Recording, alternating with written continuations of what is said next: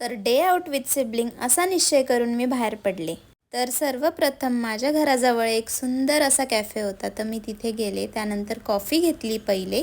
तर कॉफी पिऊन मन भरलं नाही म्हणून चहाची नवीन क्रेविंग आली आणि ब्रेड बटरचाही प्लॅन झाला. इतकं सुंदर ब्रेड बटर होतं आणि चहा पण. तर उरलेले दोघंही होते, त्यांनाही गाडीत टाकलं आणि आम्ही पेट्रोल पंपावर गेलो. पेट्रोल भरला आणि रिकामी ॲक्टिंग करून दुसरे जण एंटरटेन झाले असतील बहुतेक, पण ठीक आहे.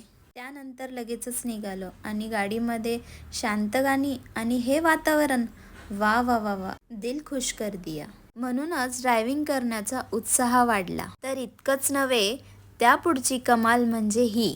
म्हणूनच पाऊस हा प्रत्येकाला हवा असतो, कारण त्याचा प्रत्येक थेंब नवा असतो. इतकं छान ठिकाण तुम्हाला जाणून घ्यायचं असेल तर कमेंटमध्ये मला नक्की येस टाका. दगड कोणाचा जास्त लांब जाईल ही शर्यत माझ्यात आणि माझ्या दादामध्ये लागली आणि नेहमीप्रमाणे मी हारले आणि याची खुशी तुम्ही माझ्या चेहऱ्यावर बघूच शकता. आणि खूप सारी मस्ती करून आम्ही घरी निघालो. असा होता माझा दिवस. See you.